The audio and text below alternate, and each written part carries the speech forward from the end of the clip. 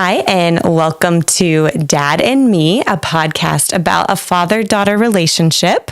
My name is Kaylee Gray, and I'm one of your hosts, along with my dad, Pastor Brad. Yeah, Pastor Brad, and this is my first time on a podcast here, so I'm kind of wondering how this is going to go here. But my daughter has a great idea, so we're going to go with it. Yeah, no, what started this idea for a podcast is I have had my dad on my YouTube channel over the years, or, we'll do like little videos or something together on my social media, and everybody just loves your stuff. Everybody just loves you and your one-liners and everything. And so we just kind of had this idea to kind of start a podcast. So. Yeah, I'm a lot better in small bites, so that's why I guess they like me, I guess. Yeah, I guess so. Yeah, so we'll see what they think of you here. But my name is Kaylee Gray.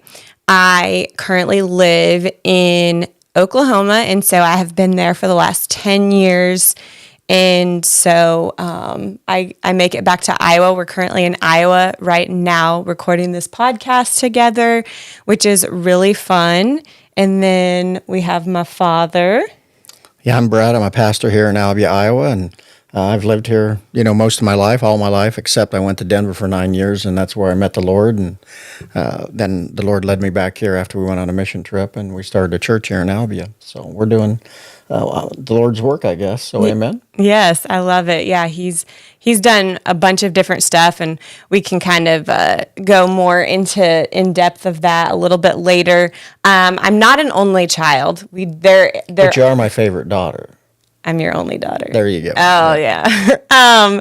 But there's two more. We have I have two younger brothers, and so I don't know if they'll ever be on the podcast because it's just called Dad and Me. Yeah, that can't really make room for them. Yeah, I don't know. So I guess maybe if they throw me out or something, change it to one of the boys. But anyways, we love them. They're great. They live here in Iowa as well, and then my mom is here with my dad. So I'm the only one that doesn't live near family. So, but we kind of have been a father-daughter duo.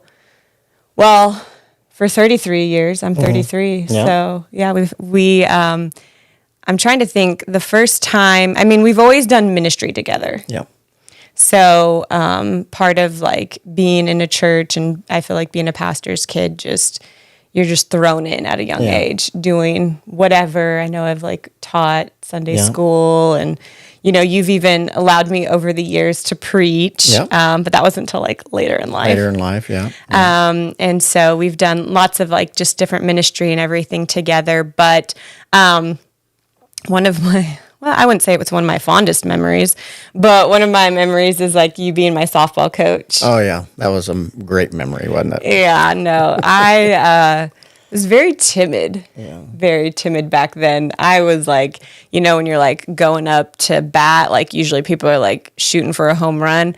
I was shooting to be hit by the ball or walked because I did not want to swing that bat. Because how many years did it take to swing? It took a couple of years, but you got it. Hit a nice single there. That was awesome. Yeah. If I learned anything, I would probably never coach my children again in sports. It just kind of, it was fun, but... I have good memories from it. I'm thankful for that time together. But yeah, it's so funny. So yeah, you've gotten to do stuff. And then I retired from softball in 6th grade is what I say. Yeah. I have come back out when I've played slow pitch and things like that for different events, but, I, retired from that and then moved to dancing. And then my mom actually was my coach in high school, and, but was so funny because I practiced all the time at home, and you would be oh, your arms need to be tighter, and da-da-da-da. And I was you have no rhythm or dance experience, but he always knew it looked good. And I have a critical eye. That can be a blessing and a curse sometimes. I think I inherited that from you, because I can definitely, I could always see, oh, somebody's foot's not right, or that's not correct. And so it is. I call it a blessing and a curse. And a curse. So. It depends how you apply it, yeah. But yeah, so we've gotten to do a lot of things together over the years. I don't know. I feel like I'm a mama's girl and a daddy's girl. I'm like kind of like a mix in between, but we've always had like a close relationship. Yeah, we've had a good connection our whole life, you know. Yeah, so. Other time I made you so mad that you spit at me, but that during softball, but that'll come up later on. Maybe I don't know. We'll see.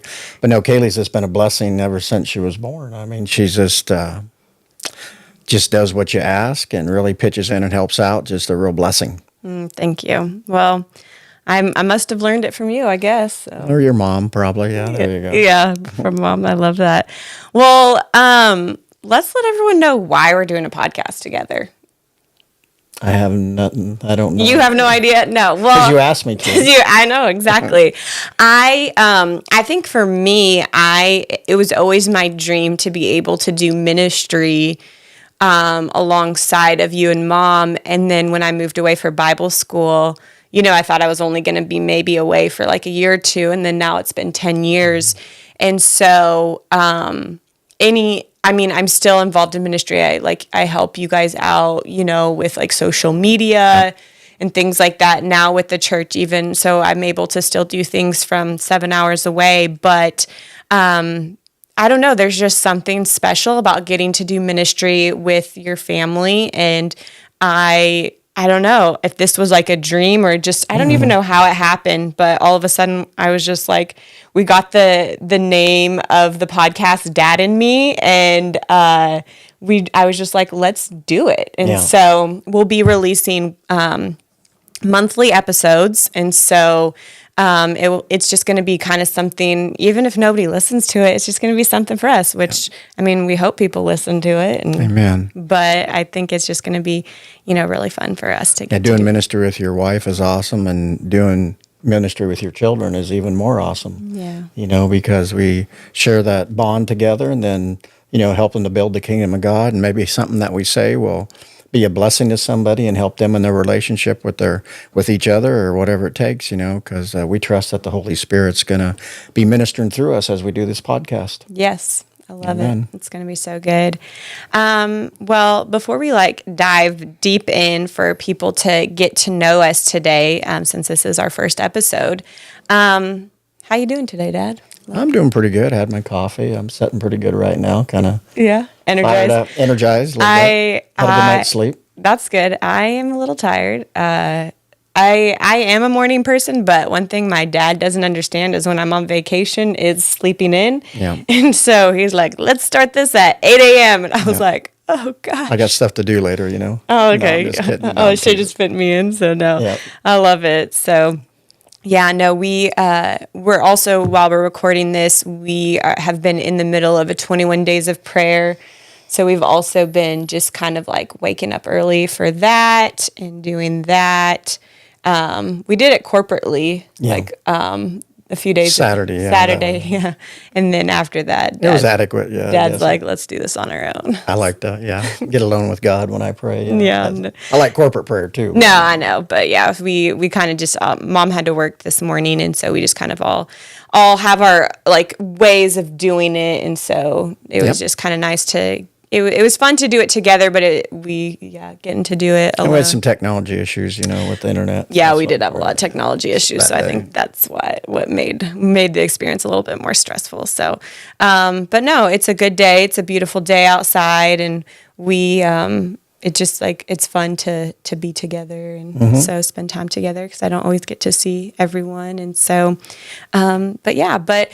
All right, Dad, let's dive in a little bit more. Occupation, like what do you do? I mean, you're a man that has worn many hats and wears many hats, but so what would you say your occupation is?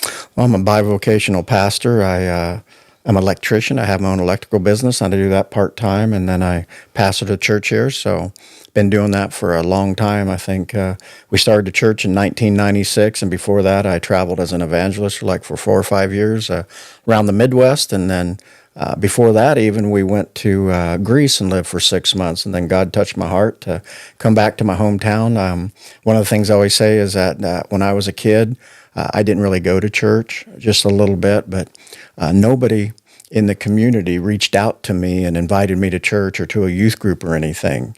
If they thought I was too far gone or what the deal was, but I really felt God touched my heart to come back to my hometown and to try to, make a difference here and help people in their spiritual walk with God and how important that is, and especially, young people. There's the window when they're young. I think it's the 4-14 window.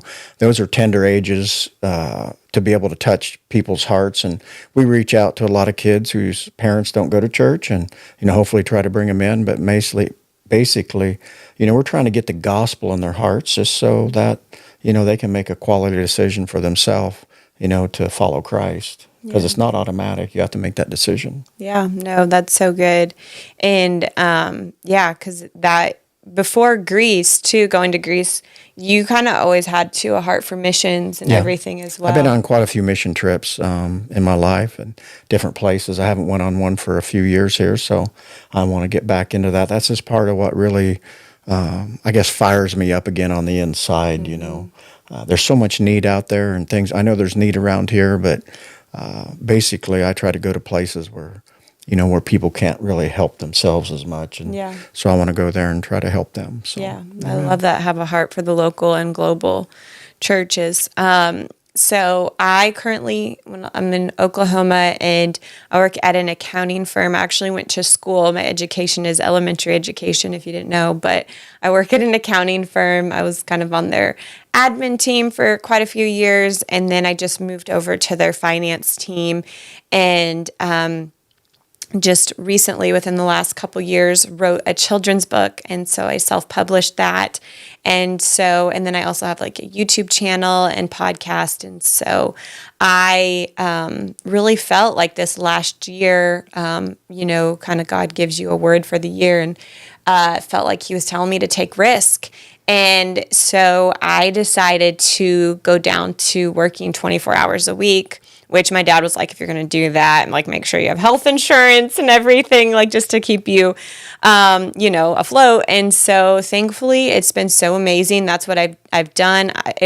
It was a process because it was almost like a pride thing. Like I was like, oh my gosh, like what 33-year-old says, I'm only going to work 24 hours a week, And so, but it's not that it's only that I'm working 24 hours in the corporate world. I have been working and spending so many other hours, like chasing my dreams. And so it's really been just like a really fun season for me to be able to do that. I also babysit a little bit. I have a family that I babysit for. So it's been so good. God has just like truly provided for me, and it's just been so fun just to be able to like chase my dreams. And so this is another one that we're doing. And so but we kind of shared a little bit, like, so you grew up here in Iowa, Dad, but you were a farm boy. I was a farm boy. That's at the time I didn't think it was that great all the time. Some of the things I had to do, we worked quite a bit doing stuff because even though it's a weekend, excuse me,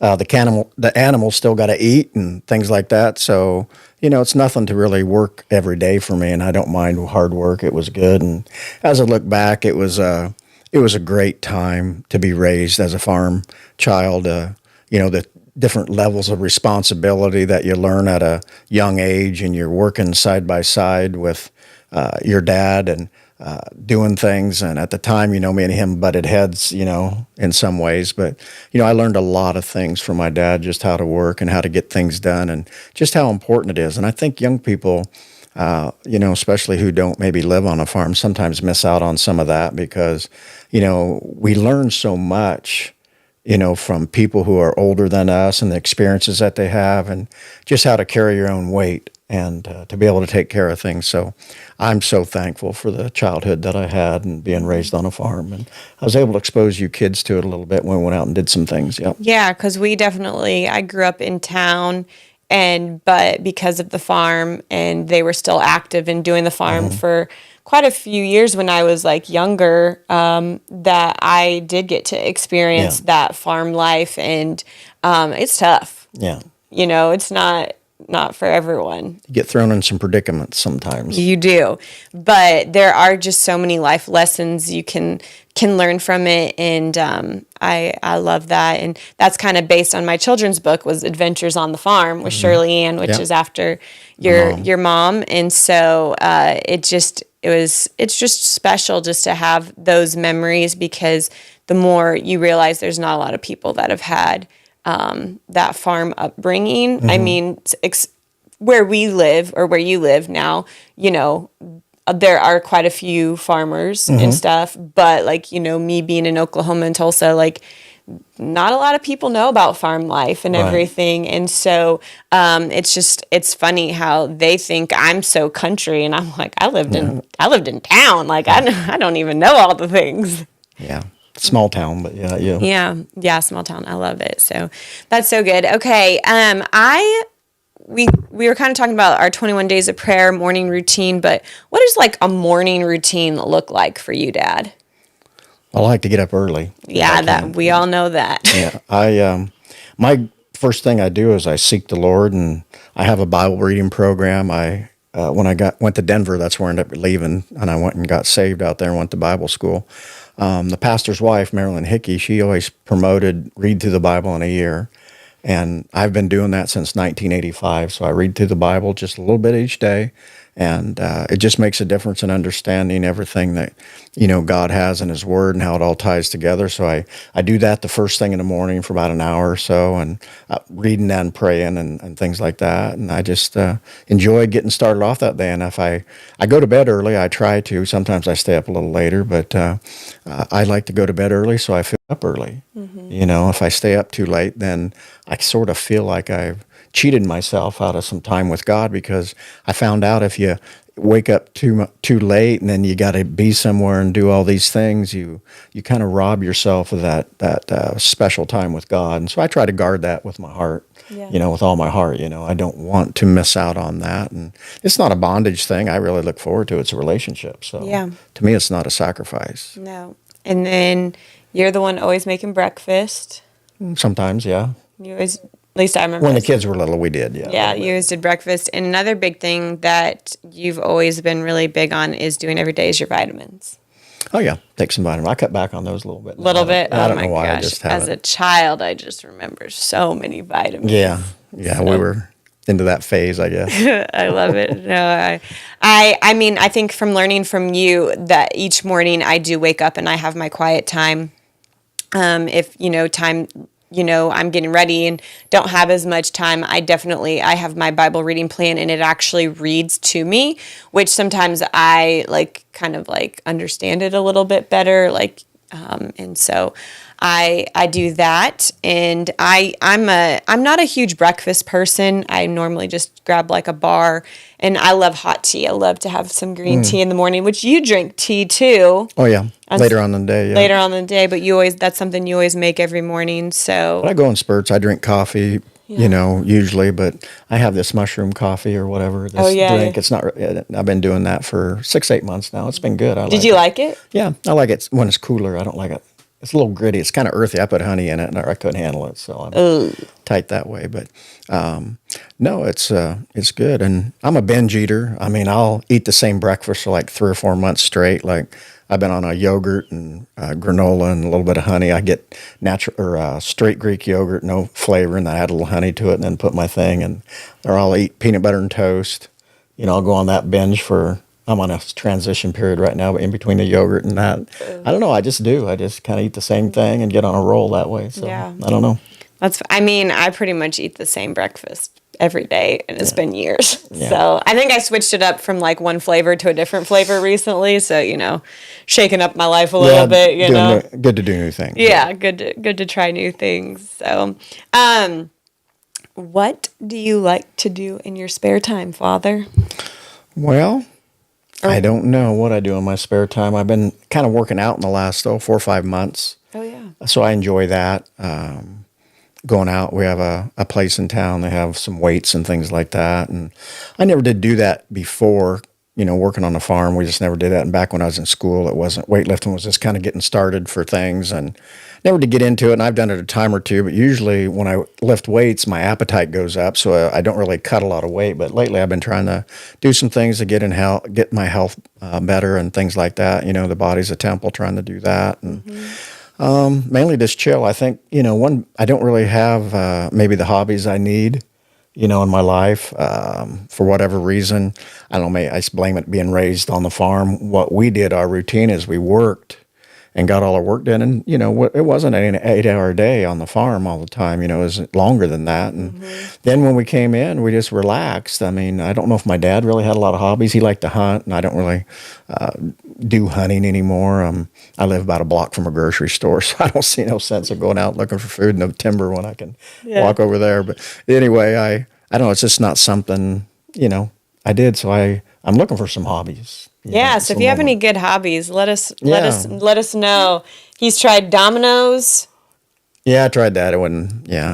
That lasted. No, I did like sports, and Yeah. I've been getting my legs healed back here a little bit for the last several years. I've been having some attacks on my body in that area, and so I used to like to play tennis and do sports like that, but just haven't really done that in the last several years. As I'm 60, I'll be 64 next month, so yeah, I'm still pretty good shape though. But one of my favorite hobbies that you did for a little bit, but it didn't last too long, was bread baking. Mm-hmm. That sourdough bread. Too many carbs, man. Oh, but it was so good. It is. I may do it again, but yeah, it's like a seasonal hobby. Like maybe let's not something you're doing all the time, but it's like something to do every now and then. Yeah.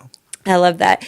I know people always ask me like what I'm doing in my spare time, and I really try to think about it, and I'm like, well, I work on my book and marketing, and I work on my YouTube and podcast channel. So, but it's like, I love it. And so it doesn't feel like work. Right. And so I feel like that's what I spend a lot of my time in. I always say like my hobby is like babysitting, because I love like kids and babysitting kids. So I always kind of say like, that's my hobby.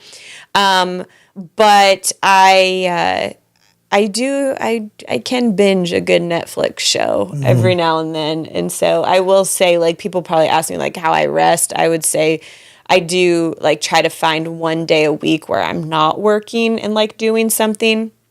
And so sometimes I will like watch like. Yeah, we do the same thing. Like a show or something. Yeah, you literally have gotten me hooked on like so many shows. It's horrible, but I love them. They're so good. And then I'll call them like, oh my gosh, did you see this? So, I'm pickleball.